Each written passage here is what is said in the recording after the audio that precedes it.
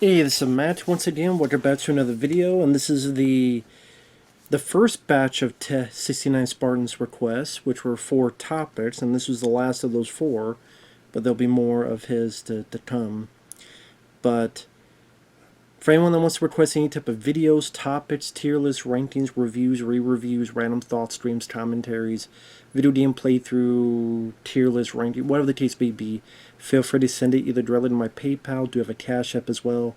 Links are down below in the info box, and I will get to it as soon as I possibly can. And for those who sent them, thank you. I do appreciate it. And pretty much what he wanted me to talk about was nostalgia baiting and CGI overdose. Just sort of my thoughts on that, especially in the current state of films. And yeah, probably be a bit of ranting, I'm sure. I just go with the nostalgia baiting stuff. That's just the era that we live in nowadays, where if it's not nostalgia, it's IPs that studios are using, reusing, trying to vitalize in order to bring people back to the theaters.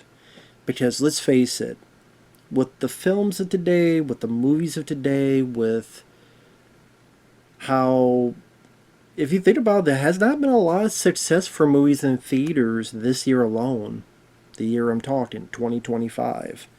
Unless there is something dealing with an IP or nostalgia or both, whether it be Minecraft, whether it be even Jurassic World, Jurassic Part 7, Lilo and Stitch remake, that kind of stuff. When studios see if that's what's making the money, they want to follow the money because they want to be successful. They want their studios to keep going. They want to keep their jobs. And they want to go where the money is. Not a new concept. That's been the concept for studios for the longest time. And granted, when the movie does try to do something a bit more or a bit different, nowadays, for the mainstream audience, they don't go see them.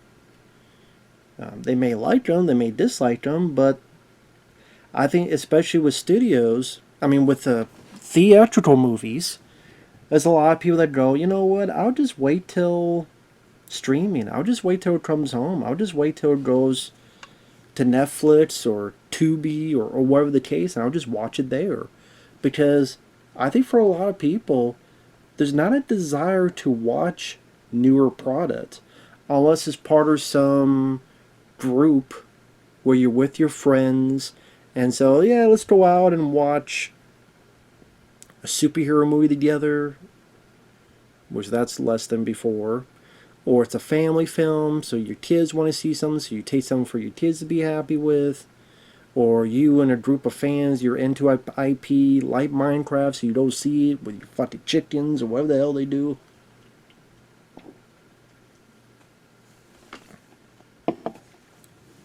And nostalgia baiting is a big part of what they utilize to help you hopefully get back into the theater. Whether they're good or bad movies, that one battle after another is flopping. Granted, maybe don't make your film almost 4 hours long, or however the hell long it is, 3-4 hours. Just saying. Maybe it's 3 hours. Maybe don't make it that long. Or maybe it's part of a trend like Barbenheimer, which people went because it was this trend, it was the thing to do. But it's not a necessity for people to go see movies at the theater. Because you have so much product nowadays. You have so much other avenues to see stuff. And not just movies. There's video games.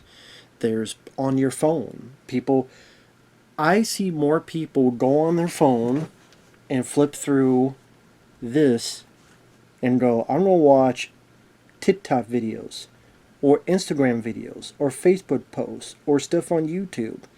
And they'll spend more on this. This is like become the new TV screen, your phone. How many times have you seen people do this? Even if there's a TV in front of them, there'll be a TV in front of them, and instead they're doing this. There's a TV. They can watch anything on there, but they're doing this. That's the way of today. That's just the way of today. And so what they hope is that you will, if it's something that maybe seems interesting, but in a short amount of time, it'll come to, again, streaming, the 18,000 streaming services now. Why wouldn't they just wait for it?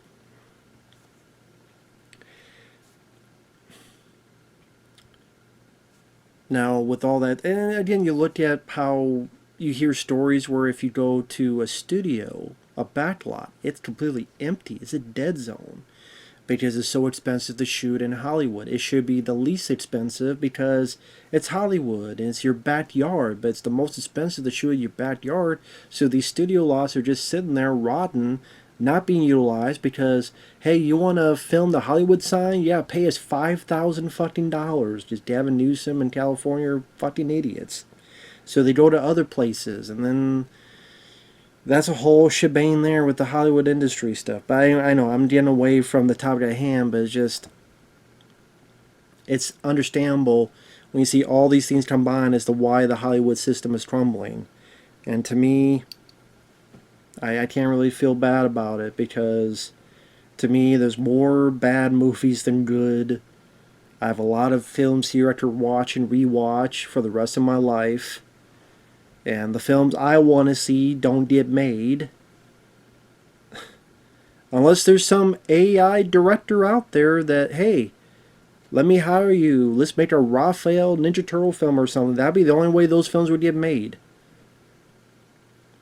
And especially now with AI, it's a Pandora's box that's been opened. I know people are hesitant, understandably so, understandably so, because with every tool, it could be utilized in a terrible manner, and it always does from back to the day. When the wheel was made, the wheel is great to go in distances, but then people use the wheel and run over people in their fucking carriage, their car, their Flintstones car, they just run over people. The gun, nice weapon to protect yourself, but then there are people who utilize it poorly and murder people. The internet, great tool, wonderful tool that has helped a lot of things, but people utilize it badly and can stalk and harass and do much, much worse things with the computer and the internet. I think every tool, every innovation, there's always going to be those people that utilize it poorly. But if it's a tool used correctly, there's a lot of good things that come of it as well. That's kind of what I look at with AI and other stuff. What ways can we use this? And maybe that'll be the day where we each can make a film. You know what? I want to see a film. I always wanted to see a film with this, this, and this, and this, and this. Help me create this, and we can all be like our own directors and make our own movies. Because that would be kind of the dream point at today for me, is to have an AI thing, or have someone I could work with that know how to do the prompts and has the equipment, the Sora, whatever. Now, let me work with you, or I'll be pay for the time.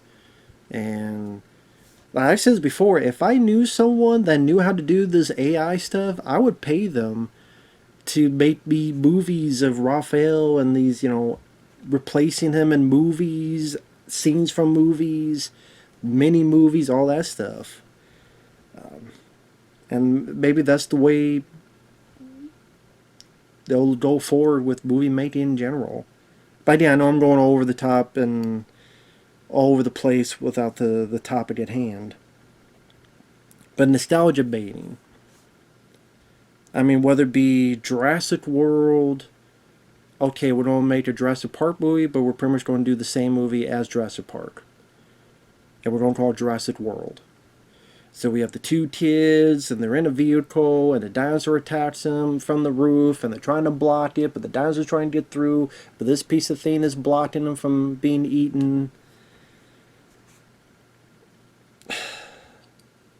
to other scenes as reminiscent of the other movies,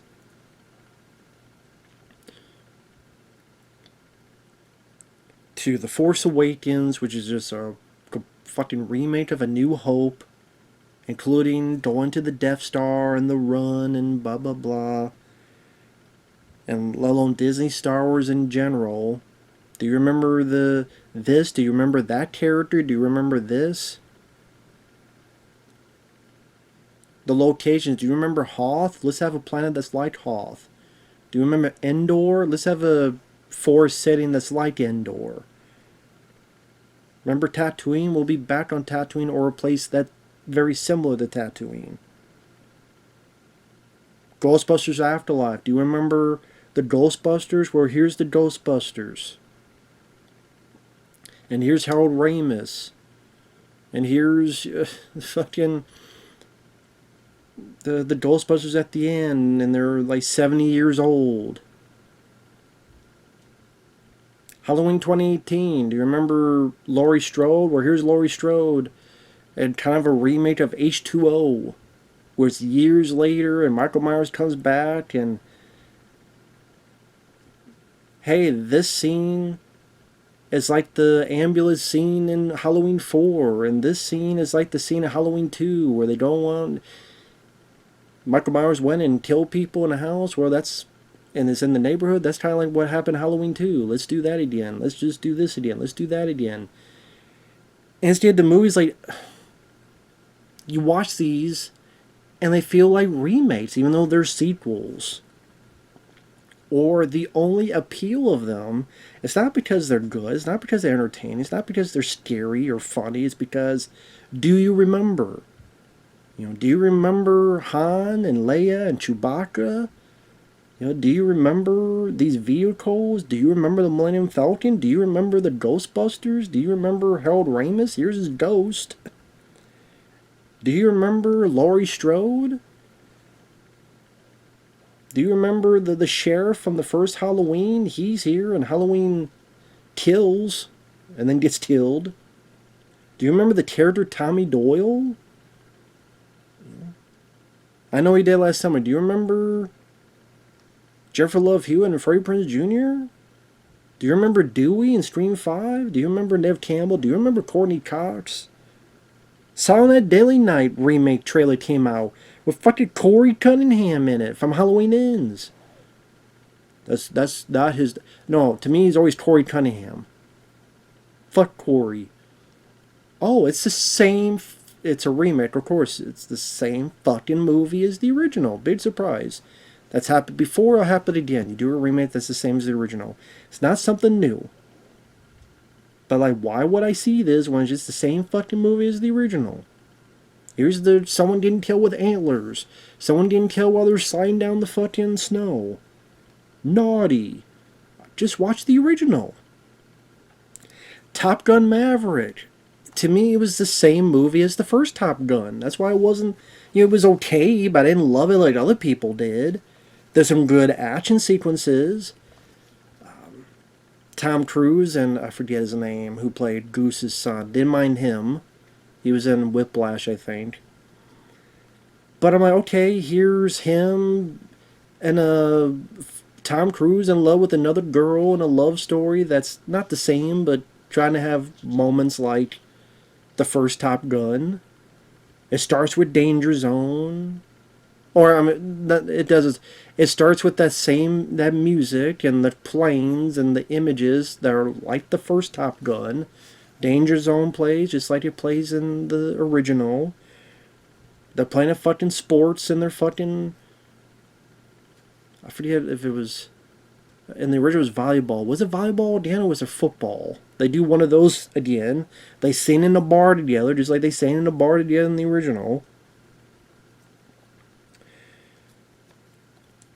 It's gimmicks that need to get your attention to make you remember yesteryear where you enjoyed movies more.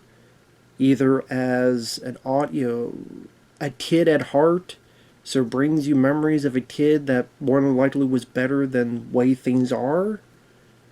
So make you remember better times. Or do you have that familiar welcome home attitude? Or, hey, this was how it was when you were a kid back in the day. Now you get to see this in the theater. And as you're watching the movie, maybe relive those memories. You saw this with your dad or your mom or your brother and sister, or you saw this in the theater when you first saw this on VHS tape. And really hone into those senses. But if you actually watch on their own, they're not as to be as great as they're cracked up to be. They're shells of former selves. And they really, like, what really sells is that reference nostalgia stuff. Disney Star Wars, all, those prequels. Well, this has Han Solo, and then Leia is there, Chewbacca is there, and the familiar vehicles and spaceships and music that you remember in the older films. Oh, Jurassic World Dominion. Here's Sam Neill and Laura Dern and Jeff Goldblum again. And that was the worst fucking one of the Jurassic Worlds. Oh, here's the Ghostbusters again. Bill Murray. Which is ironic. He's spent all these years bitching about not going to do Ghostbusters 3, and now he'll do whatever the fuck you want him to do.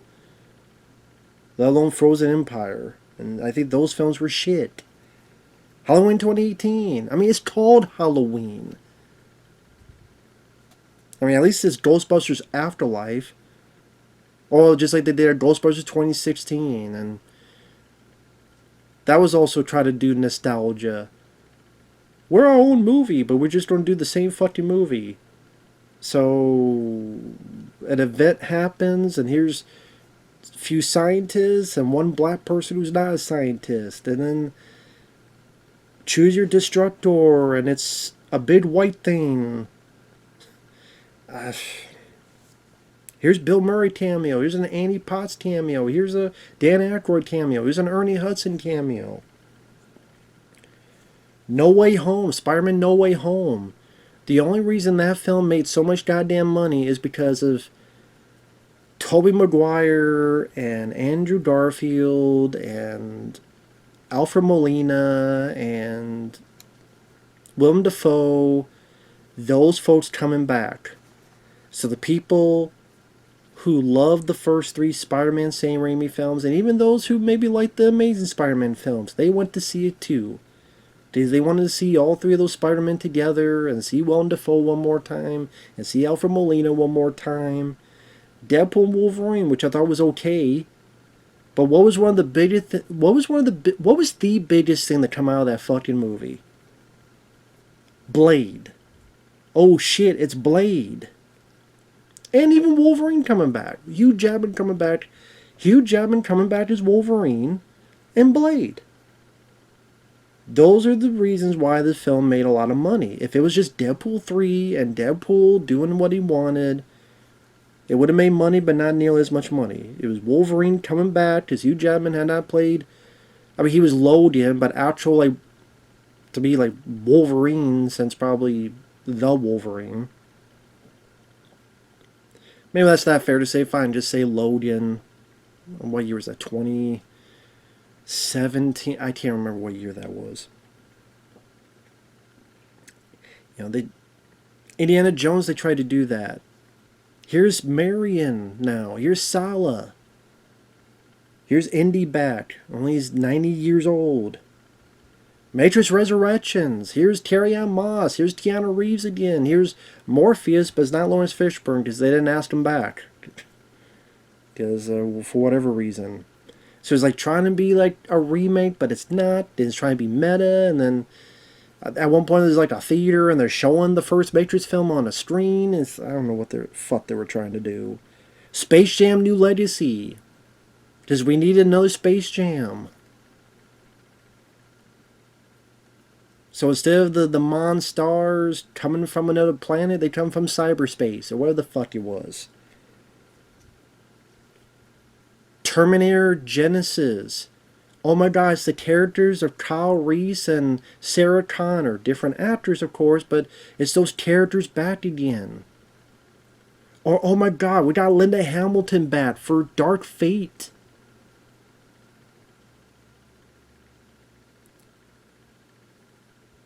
and time again, it's this nostalgia. Let's remake a property or a property you've heard of and try to get you into the fucking theater. Because we can't sell you on a new property anymore. Because people are like, oh, I'll just wait till home video and watch it. Other than some exceptions. I keep saying home video, but you stream it and stuff. So what nostalgia or what IP? Ready Player One was an ultimate nostalgia. I know it was based on the book. So I mean the book was that too, but especially the movie was, oh my god, the delay from Kroll. Well, that was only me going, oh shit, there's that. Oh, there's the DeLorean. Oh, there's the motorcycle from Akira. Oh, there's the Michael Bay produced Ninja Turtles. Like, oh, there's these characters you recognize. They're all in the same, similar, same fucking thing. The Ready Player One, the characters sucked. The story didn't give a shit about. It was the visuals and the nostalgia. Oh my god, I remember that. I remember that. I remember that.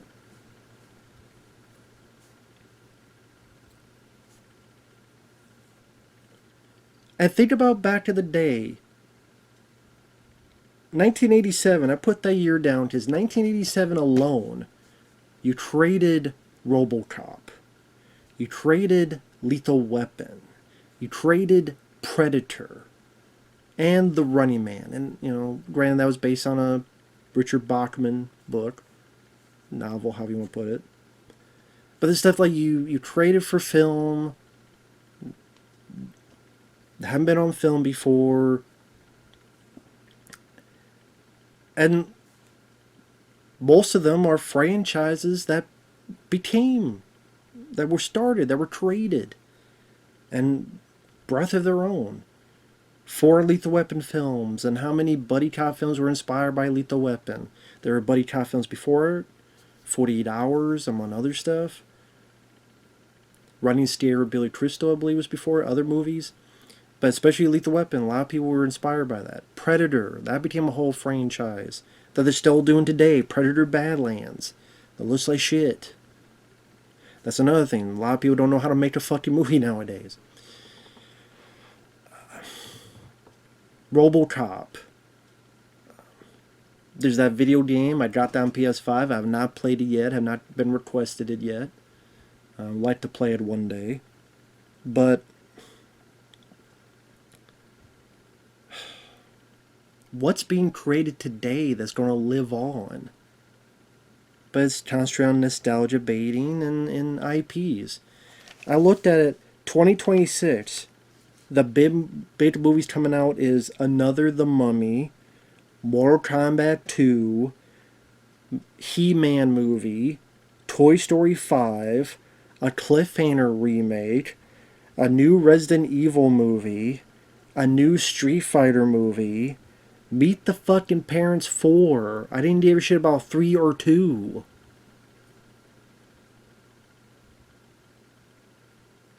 And that's just a few I wrote down. Let alone, okay, yeah, it's just going to keep going on. That's just how it is. And the CGI overload, that's been a thing for the longest time. Now, CGI can have its place. Don't get me wrong, CGI can have its place. But it's a tool. Like I said before, AI, it's a tool, but the tool gets overused, over-relied on, and there's so many things nowadays that could be done practical, but they don't. And they say it's because of the budget, they say because of the time, they say because of safety. Well, we can't do squibs on someone because of safety. Or, you know what, it's cheaper to do it this way. It's better for time management, because if you do this and it screws up, then you gotta fix the wardrobe, you gotta clean up the actor, you gotta clean up the set.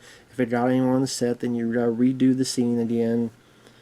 Or someone to just fall down and we just do it in post.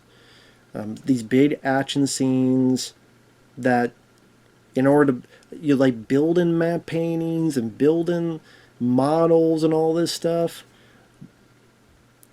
it would just, oh, that would create so much time and it would create so much stuff. But on the set, when we have all these people around, just shoot it on a green screen.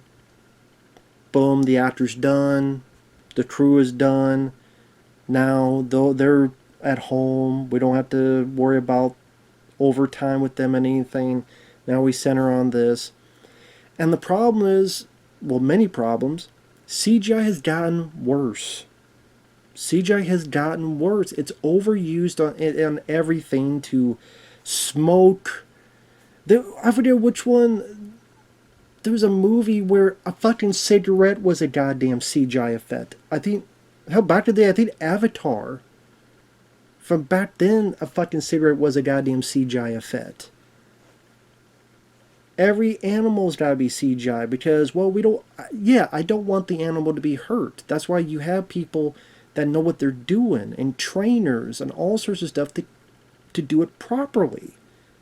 No, we'll just CGI everything. Every bud, every insect, every animal, everything CGI. If they're smoked, you can't. Well, not sure if it's the right smoke because it may hurt some people because we don't know what the fuck we're doing. So just CGI the smoke. Blood, nah, because it take too much time and. So squibs, nope, CGI as well. Everything is CG. Well, actually, you know what? I'm a director and I want this little thing here. Just put a little CGI thing here. And then when it's digital and crystal clear, you notice something's off, and so then it takes you out of it. So it's not just like the digital look of films that just leave a bit of a soulless feel to it. That's why I go back and would rather watch 35mm versions of movies that feel like there's a texture and there's a history and there's something there tangible. With the color scheme seems more natural because they have to do it on set to get that lighting right. Not now, not for a while. And when everything, like I see some of these superhero films where everything is CGI, where it's just like the person is CGI and that's CGI and the villain CGI and this building is CGI and that fire CGI. It's an old hat to say it looks like a video game, but it does. But at least with a video game, I could play it. I have to be involved with it. Here, you're always the passive viewer. And so you just lose that connection and tangible quality to anything going on screen. Because it looks so brushed over and it just looks so sanitized. It's like being in a clean room. And what I mean by that is like if you're in a white room, that everything's spotless, and you're there for a bit, you lose your fucking mind. Because you like... It's like you need a bit of that dirt. You need a little bit of that quality. You need a little bit... Because the real world is dirty. The real world is fucking... got dust and got all this... The real world is not as clean as these movies are. I'm watching the real world... Whether because my eyes, the lighting, all that stuff, I got glasses. It doesn't look nearly like the real world does not look as clean and as as it is on the movie. So it's like alien to me, and I think it's more alien to a lot of viewers than they realize. I'm looking over here and I'm like, man, that looks...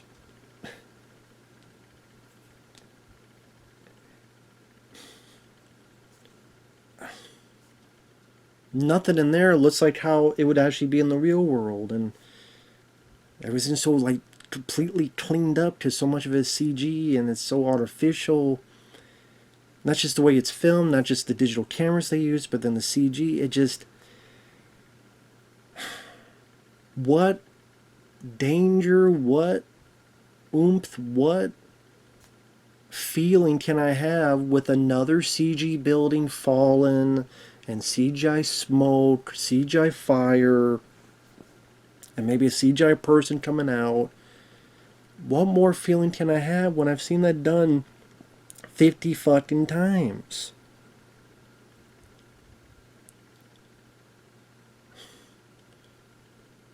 But when I see the alien queen in Aliens, I just see, even if it's imperfections, you see that it's really there and it's really within the room of these people, and there's, the drool that just by a happy accident went this way instead of that way, and the person moved here when they're supposed to move here, but reality isn't perfect. People don't move perfectly in reality.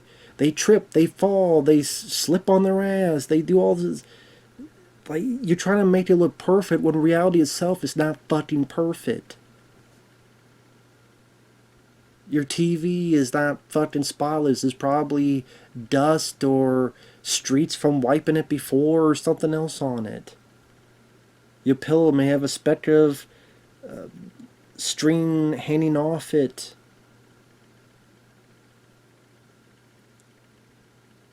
Anything in between. And there's just so... It's to the point like, God, even that CG? Someone's holding something, but it's not a real knife because that'd be too dangerous. So now the knife's CGI?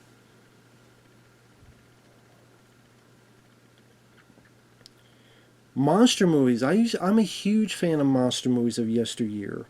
Yes, some of them utilize CGI when they couldn't, but then they also incorporate practical into it, like Deep Rising and The Relic. Although The Relic had more practical than I remember.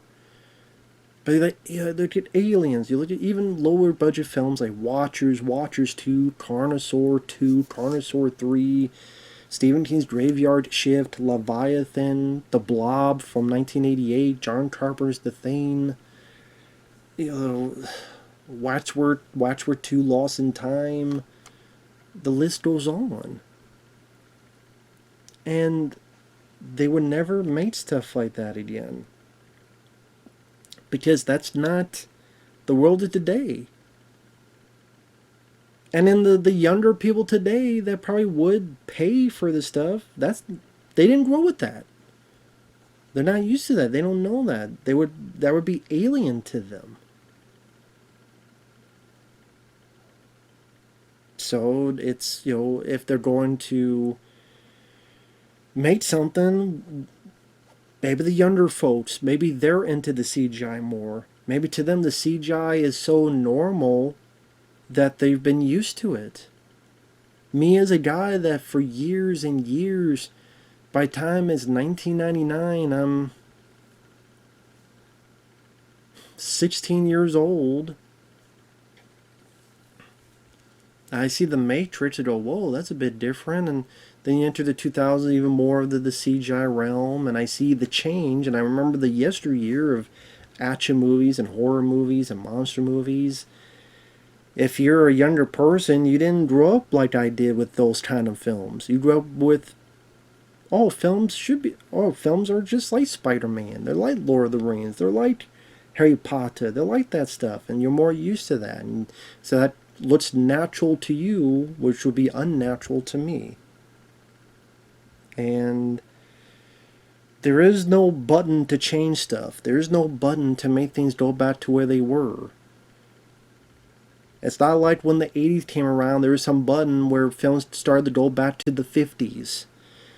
Okay? Or it's not like when it was the 90s, we gotta make films like the 1930s or the 1960s. No. Unless you make a film like Pleasantville or something like that. So it's not, you can wish all you want, it's not going back to that. That's just not how it is. That's not realistic. That's not the way it is. And are there films this year that I liked? Sure. I've named them a couple times in videos.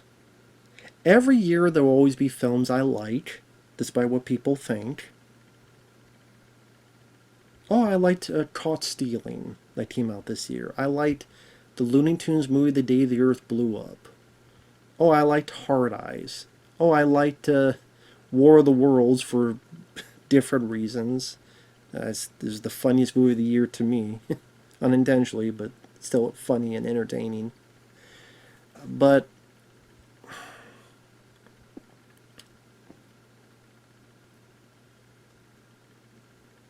if I look at the box office of let's say 2025 box office, let's go with domestic. The top 10. A Minecraft movie IP, maybe nostalgia for a lot of people that grew up with Minecraft. I never played a single game of Minecraft. A lot of CGI in that. CGI overload, because there's a whole world, the Minecraft stuff, all the creatures. Lilo and Stitch, which, I liked the original. I thought the remake was god awful. Superman, another IP, another version of Superman.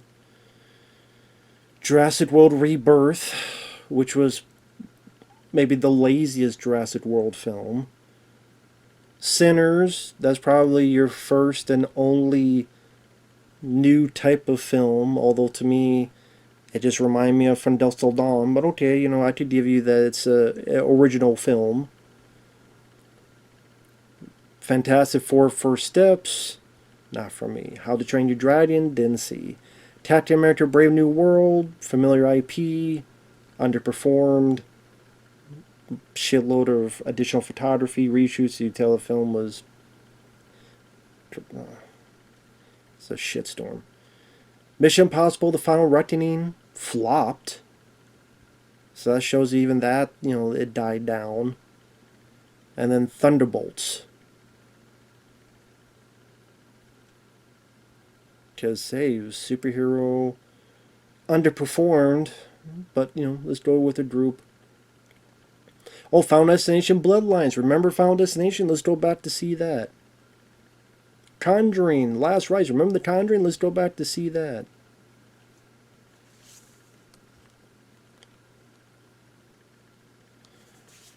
Now, will there be surprises? Sure. I mean, Sinners, F1 the movie, which I liked. I liked that movie. Weapons.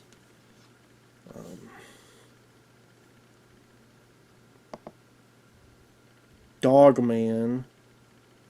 To be honest, I don't even know what Dogman is, but it made $97 million.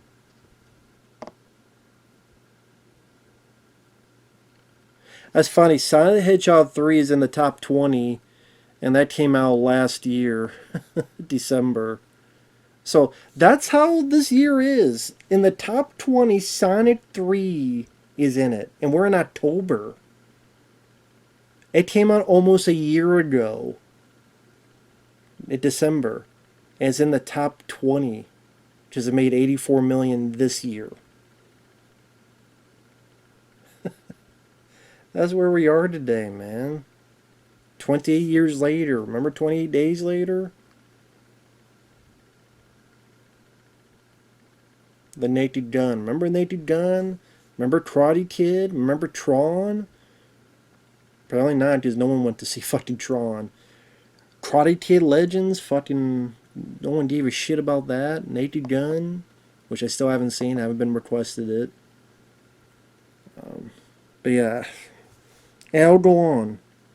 The films I mentioned. It's just how it is, the world of today. And that's why, I mean, usually it's a film that it's a surprise. Comes out of nowhere, or, oh wow, didn't expect that. That's why I can't say I look forward to anything in the future, because, no, I don't look forward to another Mummy film. A reboot? Cliffhanger reboot? No. The upcoming Running Man movie? No. Plus it looks like shit. And that's why, the passion with movies, what keeps me going is you guys sending in these requests, either to yell at the, rage at the machine of the newer shit, because someone needs to, or watch these older stuff, some good, some bad, but, interesting at the very least, and go from there. So, take that for you will. But hopefully that was enough to suffice for Test 69 Spartan. Thanks for watching. Take care, everyone, and we'll see you guys in the next video. I'm kind of wiped out. Bye-bye for now.